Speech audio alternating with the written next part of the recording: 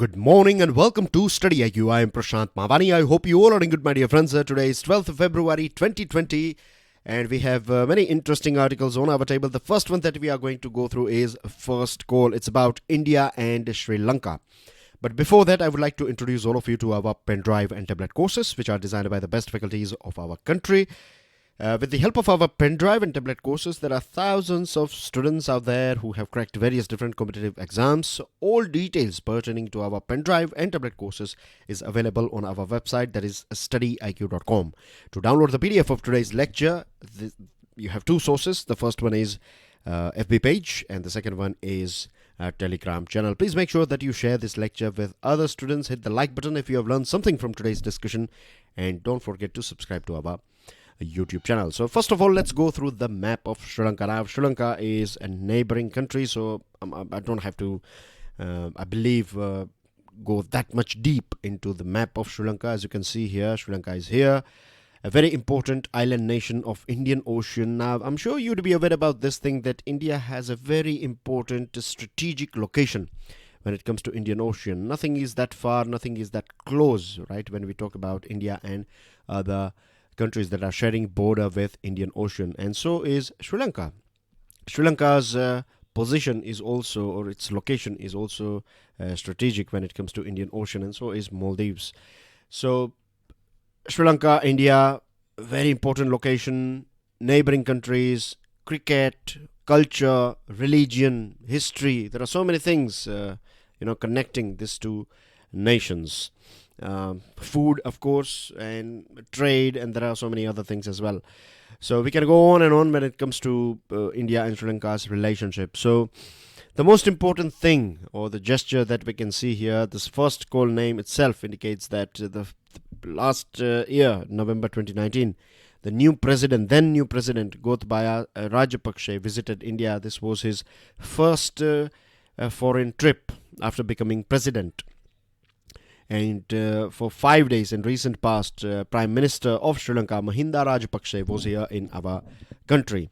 So by making New Delhi their first stop abroad indicates that they are ready. Sri Lanka is ready, or the leadership of Sri Lanka is ready to build, or to take this relationship between these two countries to a new level. And India should, of course, do everything that it can to make sure that we keep Sri Lanka delighted and satisfied. Now, if we look at Sri Lanka back in 2015, when Mahinda Rajapaksa was president, at that point of time, Sri Lanka and the regime of Sri Lanka was more pro-China. And China's presence in Indian Ocean is a big threat for India. As you'd be aware about this thing, China is basically, expanding its you can say foot in various different countries that are sharing border with Indian Ocean, like it's present in Somalia. A few days ago we were talking about this Djibouti, remember, then in Burma as well, or Myanmar, in Bangladesh, in Sri Lanka. They have developed this Hambantota port that you can see here. This is Hambantota here. So China's presence in Indian Ocean is a big threat for India. Once you have this sort of country in this, once it is able to expand its foot here, then it becomes nearly impossible for us to, or for any country to get rid of China. So this is a big problem for India. Now, last time Mahinda Rajapaksa's regime was pro-China, and because of this thing, relationship between India and Sri Lanka were not that great. But this time it looks like we can build good cordial relationship with each other. The government between, after 2015 until now, the government that was ruling, that was pro-India. And same thing goes with Maldives as well. The earlier regime was pro-China, but the current regime is pro-India. Now, New Delhi would like to make a fresh start, and that's a good thing, like joint India-Japan proposal for the East Container Terminal at Colombo. Colombo is the capital of Sri Lanka. $400 million line of credit. India's further assistance for nationwide housing. India has been building houses in different parts of Sri Lanka, in rural area, in urban area, for a very long period of time now. And air connectivity between Jaffna and India is good. Now India is going to build air connectivity with this Bati Kaloba as well. Beg your pardon, the name is Bati Kaloa, not Kaloba, Bati Kaloa. So we are going to build airport here and will basically connect this part with India. On security front, Mahinda Rajapaksa and Prime Minister Narendra Modi discussed intelligence sharing, training and utilization of special 50 million line of credit that was extended by India last year after this Easter Sunday bombings. Remember? Last year in 2019, Sri Lanka went through one of the worst phase of this terror attack. India, Sri Lanka and Maldives are also going to create this trilateral on security, joint maritime security talks and anti-terror cooperation. Let me quickly show you where Maldives is. So as you can see here, so we can clearly have a triangle here of these three countries working together for the security of Indian Ocean. And finally, Mr. Rajapaksa reaffirmed his belief that among Sri Lanka's friendship, India is seen as a relative given their history and culture. You have friends and you have relatives. Relatives, generally speaking, are forever. So is India for Sri Lanka. That's what Rajapaksa has said.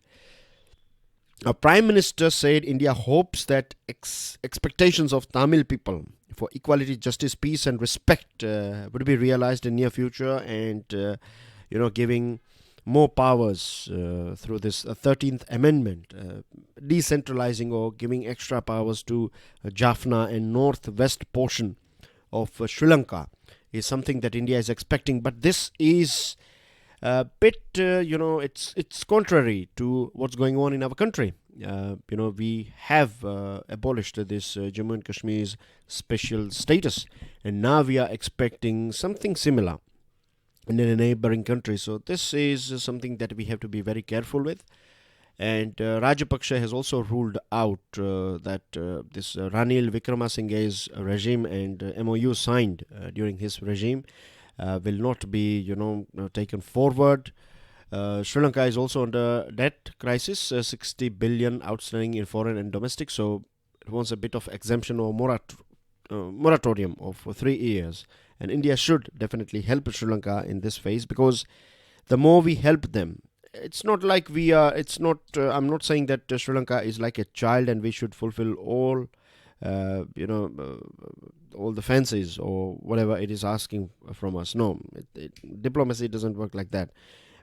But at least things that are very important for Sri Lanka, like housing, developmental projects, ports, tourism, and then if it is going through debt, then helping it or giving a sort of 3-year moratorium and things like that will create a positive environment and will create a positive image of India in the hearts and minds of the leadership of Sri Lanka. And we have to make sure, that China stays out of this region. So we should definitely walk that extra mile if we have to keep Sri Lanka on our side.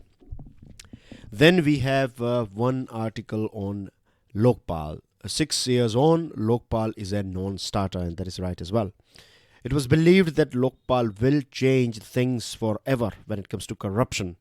The preambular statement of the Lokpal and the Lokayukt Act of 2013 notes that the law has enacted to ensure prompt, quick and fair investigation and prosecution in cases of corruption against public servant. But in reality, the ball is not in motion. 2011, remember, Anna Hazare was joined by Arvind Kejriwal, Kiran Bedi, and there were other leaders as well. And at that point of time, the vibe was so positive in our country. Everyone was feeling like once we will get this Lokpal, then you cannot do corruption at all in our country. It will become a thing of the past. And for a very long period of time, India strongly believed that one of the main reasons why we are not able to achieve our potential is because we are not able to reach that peak that where we should be is because of this corruption. Corruption is basically a cancer, and this is the only problem, or else India is capable of doing anything, but only the corruption, and corruption can be removed by Lokpal. So this was a belief, but now we have Lokpal. It's been 6 years, but since this president's assent on this bill, nothing has happened. Nothing radical has happened so far. Even if you look at from incremental point of view, I don't see there big changes taking place after the coming of Lokpal. The Lokpal was envisioned to be independent. It was accorded a high stature and given extensive power, including the power to inquire, investigate, and prosecute acts of corruption.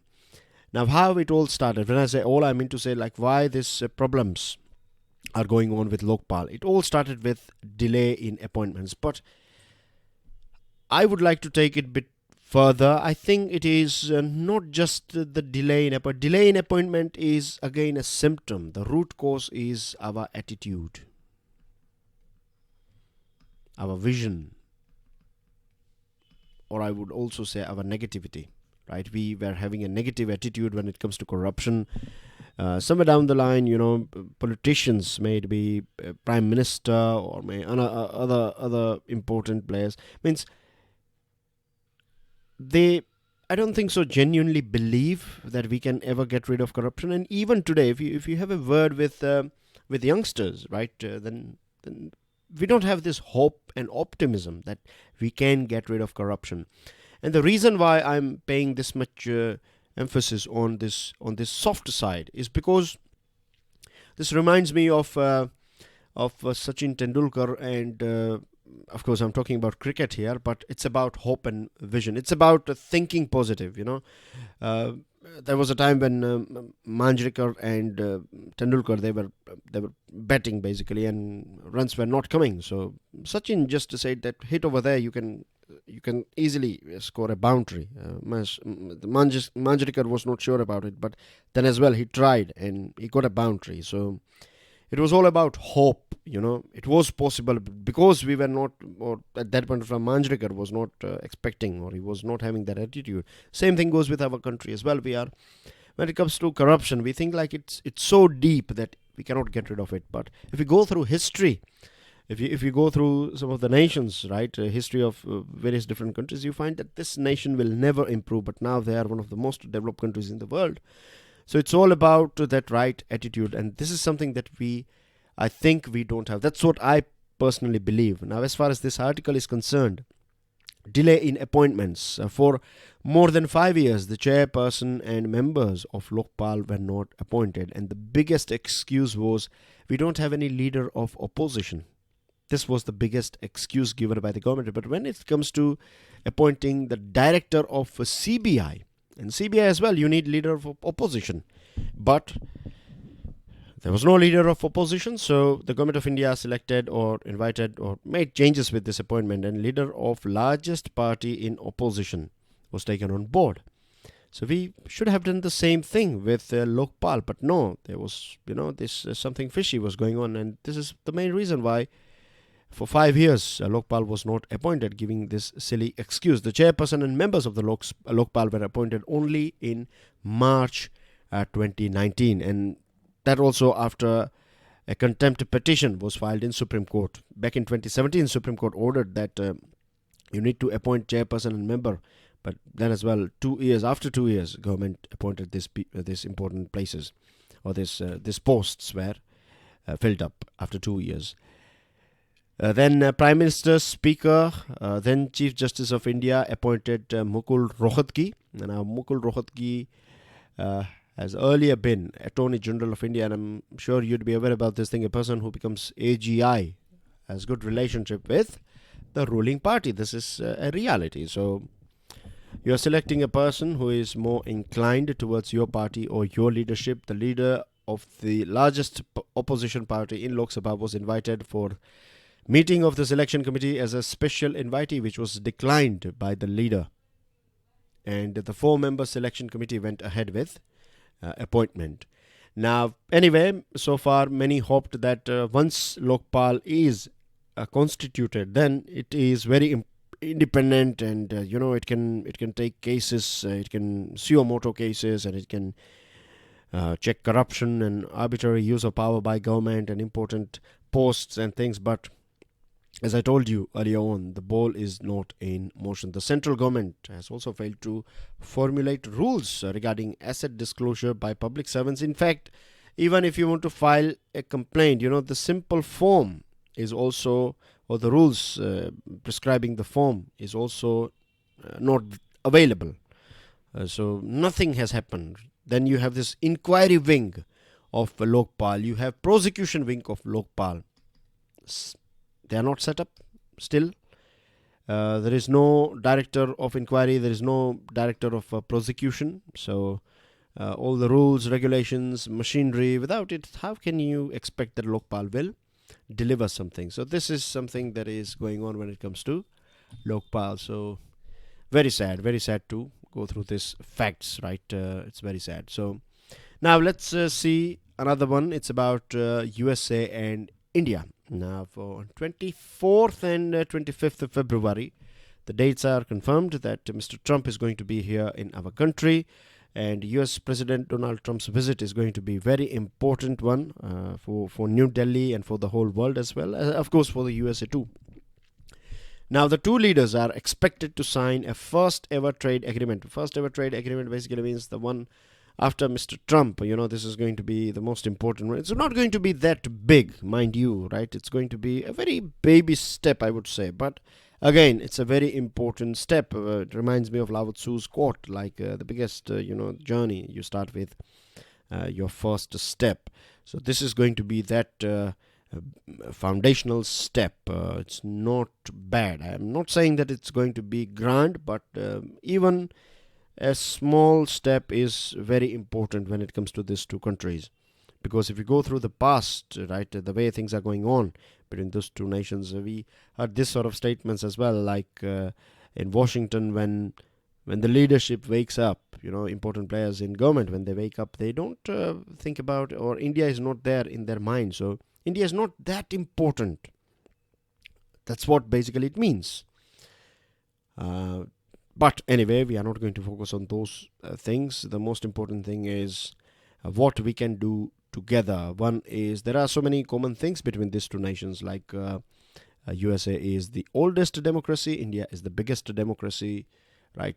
We support rules and regulations. As far as global platform is concerned, we don't have that big issues with each other. We don't have that big problems with each other. Of course, I'm not saying that out of 10, all the things are positive. You may have 7 things positive, 3 things not that positive between both these nations, but still, overall relationship is quite positive. People-to-people contact is great. Trade, I would say, we can do more. We are still, hitting under the belt, so we can do more. Now, what India is expecting that we should be taken back on this generalized system of preference benefits. Now, what is GSP? GSP is USA's initiative. It basically helps developing as well as least developed countries. They can sell their manufactured items to USA, and there will not be any import duties on these items. So India was removed from this thing because Mr. Trump last year said that India is a tariff king. India has always been imposing tariffs on USA's product, but India is getting all these benefits. So tit for tat, that's what Mr. Trump did. So he removed us from this generalized system of preference. Now we are hoping that we will be taken back on this GSP list. Then medical devices, Johnson & Johnson, and then you have other companies who are producing hip balls, knees.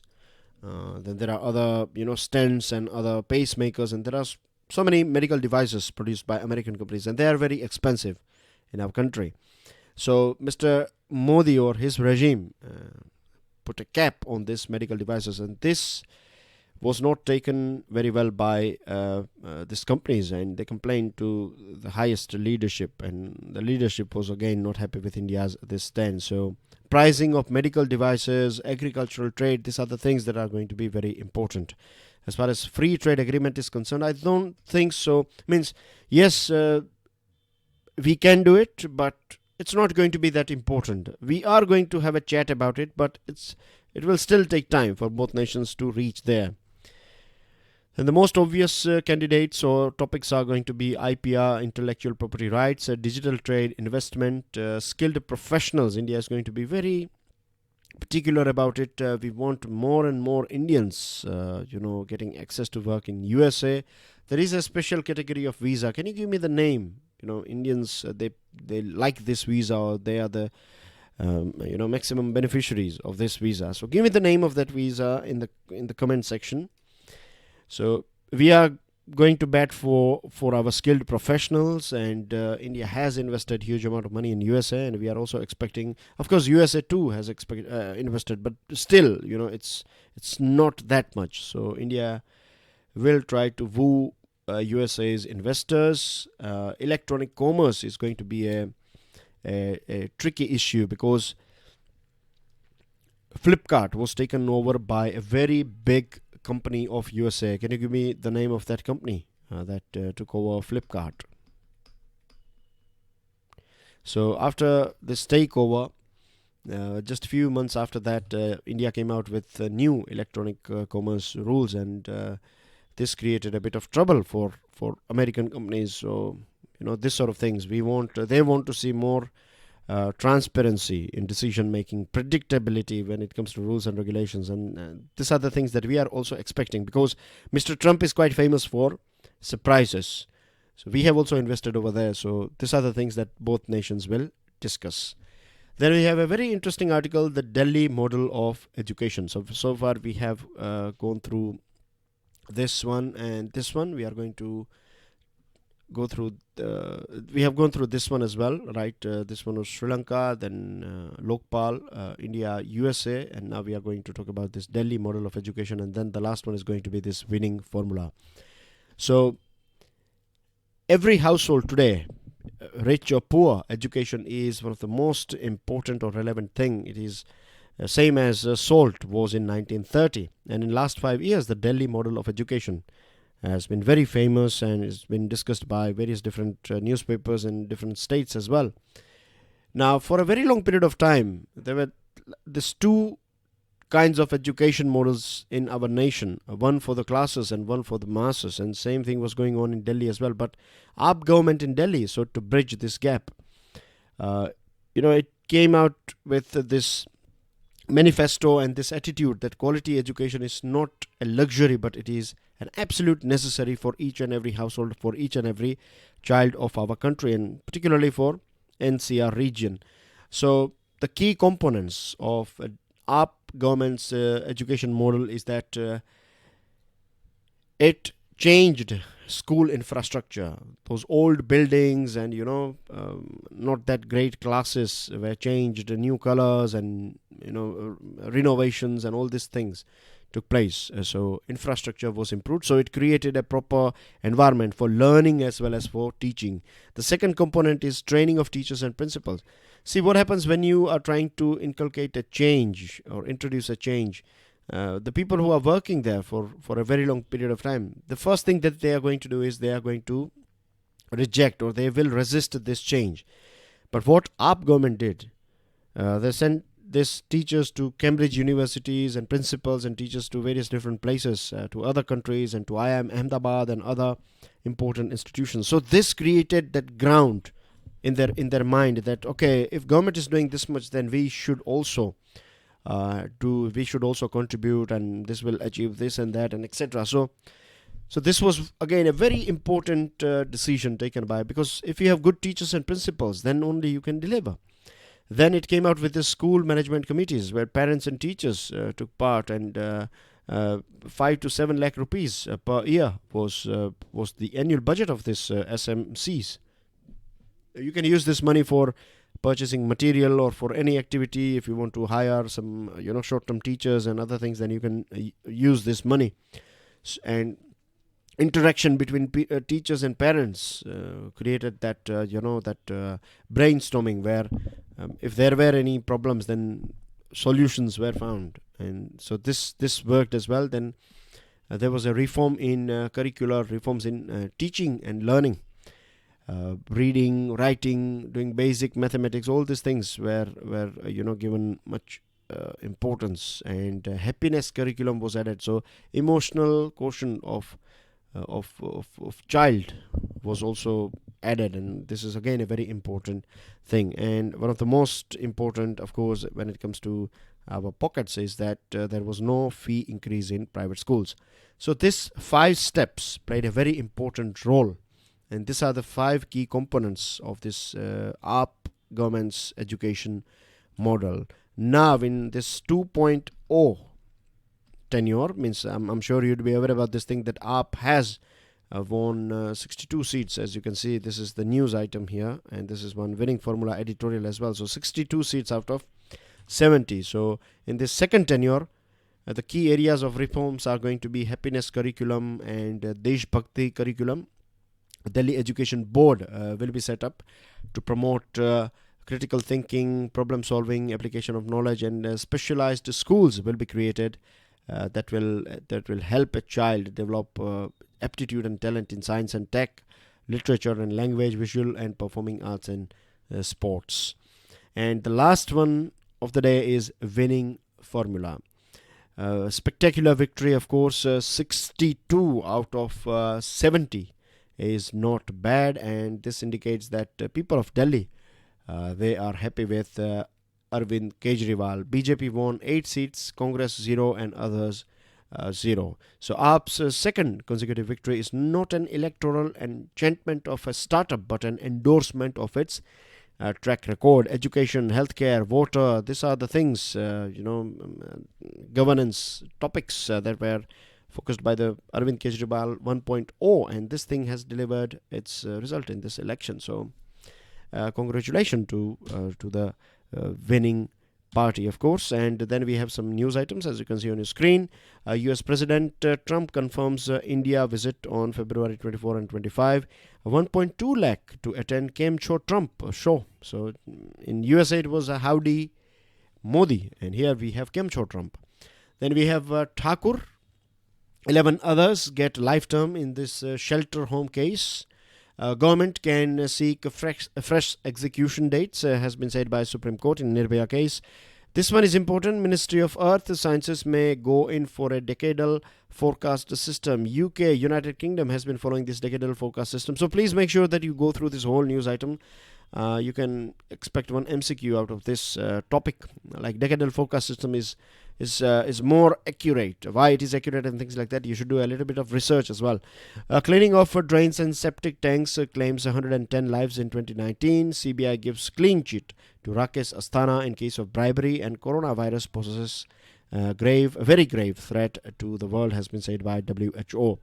Now, before I wrap up, dear friends, tomorrow, that is 13th Feb 2020, I am traveling tomorrow, right, with family, so I won't be able to record the Hindu analysis lectures. So tomorrow's lectures will be delivered day after tomorrow, that is on 14th Feb.